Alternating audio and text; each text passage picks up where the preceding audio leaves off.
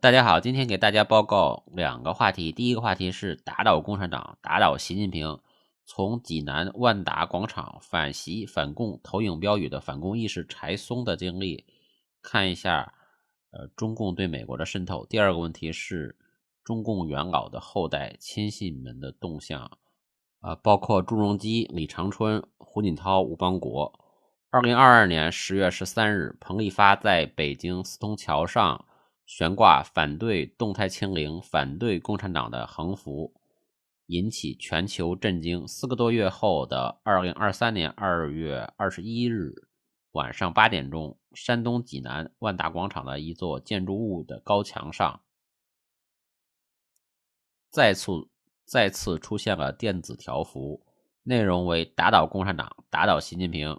这次行动的发起者是柴松，他已经安全地逃到美国。柴松是一名来自河北的地产租赁商人，长期在北京和山东从事租赁业务。由于疫情封锁，他的生意受到巨大影响，租户回家后无法返程，生意无法继续，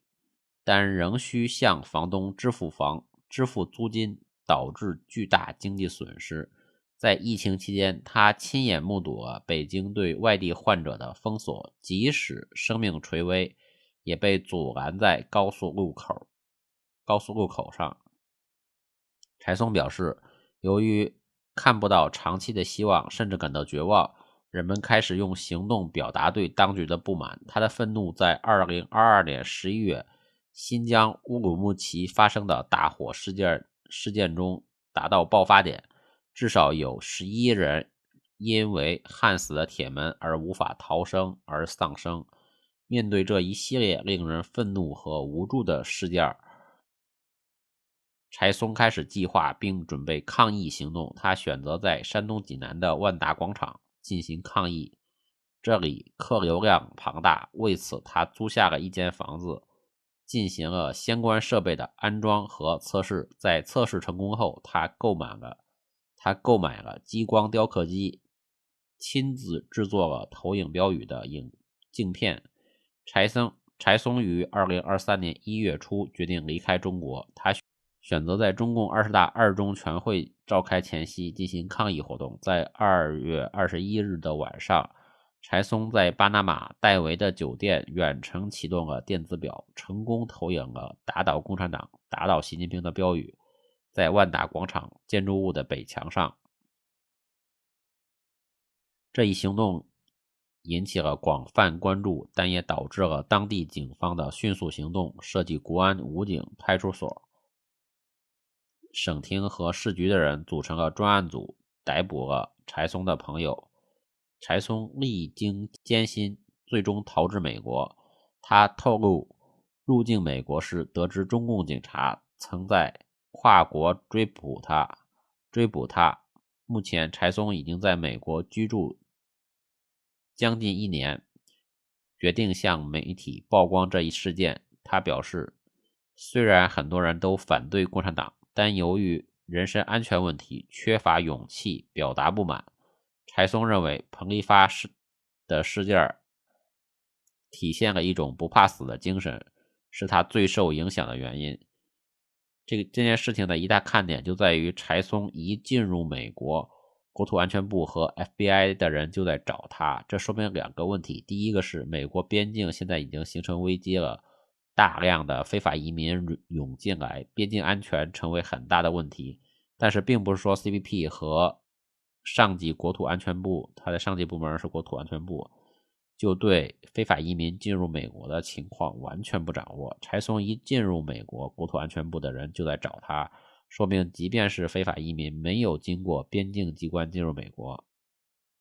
美国多多少少也能掌握一些情况。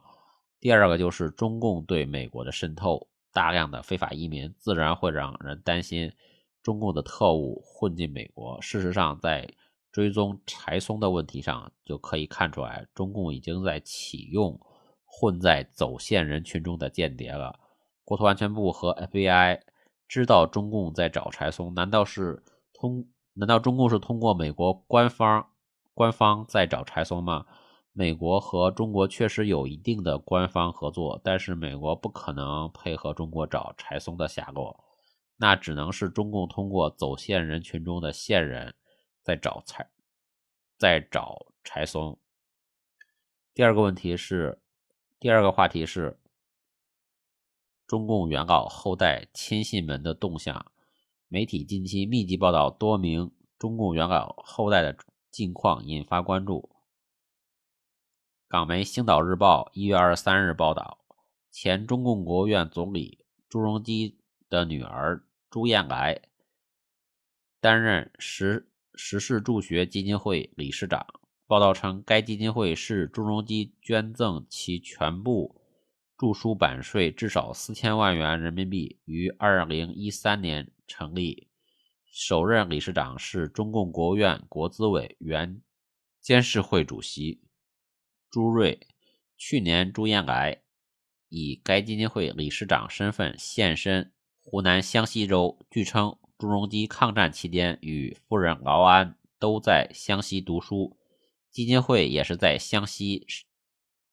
首次启动了项目。朱燕来曾经担任中共全国政协委员，目前已经退休。此前连续多名中共元老后代的近况被曝光。1月21日，贵州省委副书记、省长李秉钧在贵阳会见世界银行执行董事访问团。1月25日，中共中央政治局常委、国务院副总理丁薛祥在北京会见世界银行执行董事访问团。他是先去见李秉钧，然后再见丁薛祥，因为李秉钧是朱镕基的秘书，世界银行应该是朱镕基的老关系。据中国媒体财新网1月18日报道，